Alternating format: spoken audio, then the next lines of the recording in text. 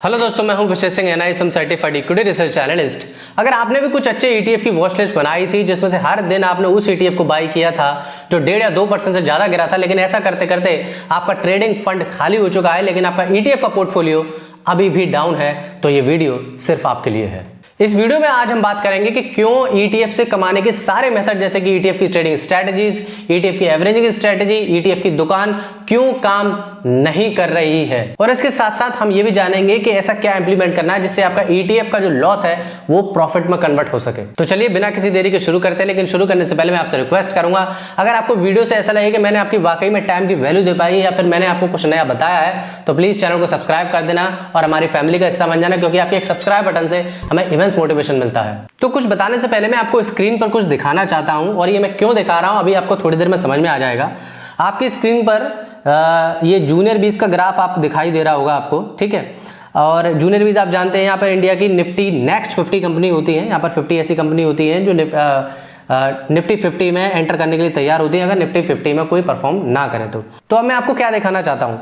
अगर जूनियर 20 को ग्राफ को देखे ना, महज 2023 से देखे ना, तो इसने लगभग कितने परसेंट के रिटर्न निकाल के दिए हैं, एक मिनट में आपको दिखा देता हूँ।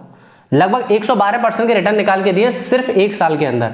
और अगर इसमें ये देखें ना कि महज इसमें करेक्शन कितना आया है, तो अभी जो लगभग 28 सितंबर के बाद से लगभग इसमें जिसका लो बनाया लगभग 27% का करेक्शन आया। अभी मैं क्यों बता रहा हूँ ये भी आपको समझ में आ जाएगा। उसी तरीके से अगर आप मिड 150 का ग्राफ देखें, यहाँ पर मिड कैप कैटेगरी की 150 कंपनी होती है। ये जो ग्राफ है वो मिड 150 20 का ग्राफ है जो कि एक ETF है।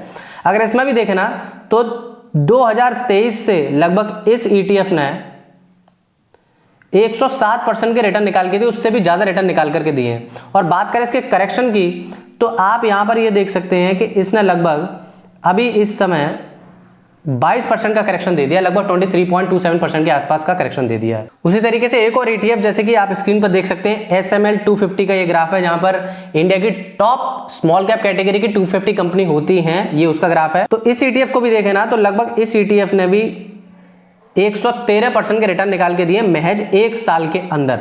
उसी तरीके से अगर इसका करेक्शन देखें ना, तो यहां पर इसने अभी अपने ऑल टाइम हाई से लगभग जो लो बनाया था वो लगभग 27.47% के करेक्शन दे दिए हैं। उसी तरीके से ये निफ्टी 20 का ग्राफ है जो कि इंडिया की टॉप 50 कंपनी को रिप्रेजेंट करता है। अगर आप 2023 से इसके भी रिटर्न देखें ना, तो लगभग इसने जो रिटर्न निकाल के दिए हैं वो है लगभग 60%। लेकिन अगर हिस्टोरिक देखें ना, तो निफ्टी 50 का 15% का CAGR है लगभग, अगर आप इसका हिस्टोरिक रिटर्न निकाल के देखें। लेकिन इस साल में पिछले 2023 से 2024 के बीच में इसने 60% के रिटर्न निकाल के दिए। उसी तरीके से इसका अगर करेक्शन देखें तो लगभग इसमें अपने ऑल टाइम हाई से लगभग 15% के इसने करेक्शन निकाल करके दिए हैं। अब ये सारे ग्राफ मैं आपको क्यों दिखा रहा हूं, आप अगर इस ग्राफ को देखें ना, तो पिछले 4 महीनों से ये सारे ETF के ग्राफ गिर तो रहे हैं और आप इनको एवरेज भी करते जा रहे हैं, लेकिन ये उठ नहीं रहे। तो ऐसा क्या है जिसकी वजह से सारी ETF स्ट्रेटजी फेल हो रही है? Reason number 1, expert always says if there is a massive bull run from the last couple of year in any securities then there is no sense to enter before the correction। मतलब अगर किसी security ने पिछले कुछ सालों में बढ़िया rally दी है, तो ऐसी सिक्योरिटी में जब तक कि एक अच्छा करेक्शन ना देखा जाए तब तक कि उसमें एंट्री नहीं लेनी चाहिए। मतलब साफ है, जो भी अभी मैंने आपको ETF दिखाई थे, हर ETF ने पिछले 1 या 2 साल के अंदर 100% से भी ज्यादा रिटर्न निकाल करके दिए थे। इस हिसाब से किसी भी ETF में एंट्री की अपॉर्चुनिटी नहीं बन रही थी, क्योंकि पिछले कुछ सालों में इन्होंने 100% से भी ज्यादा रिटर्न निकाल करके दिए।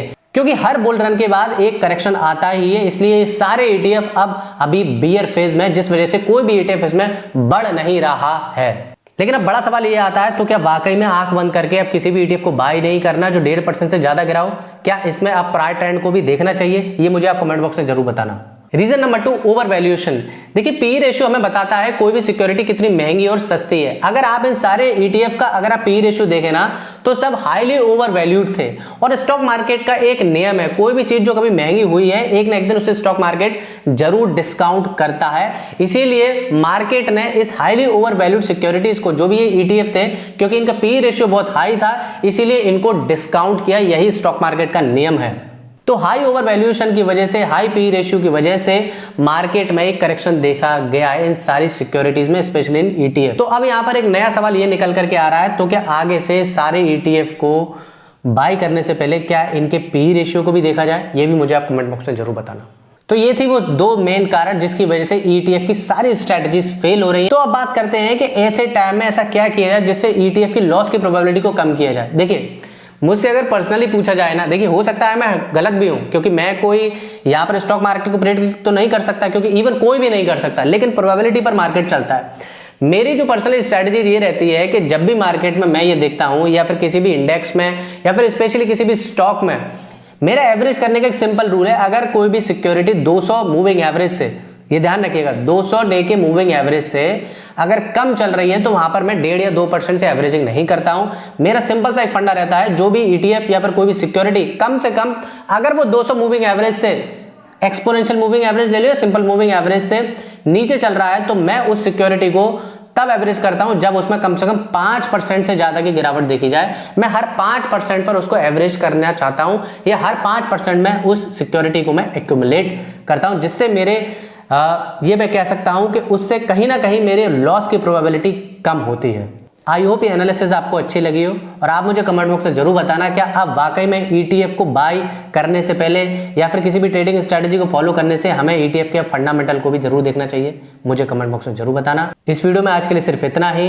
अगर वीडियो अच्छी लगी तो वीडियो को लाइक कर देना, चैनल को सब्सक्राइब कर देना, ताकि इस तरीके की वैल्यूबल कंटेंट आपसे मिस ना हो। अगर आप मुझे पर्सनली भी कनेक्ट करना चाहते हैं तो मेरे इंस्टा और फेसबुक के हैंडल है, यहाँ पर आप मुझे पर्सनली कनेक्ट और लाइव चैट कर सकते हैं। This is Vishesh Singh signing of.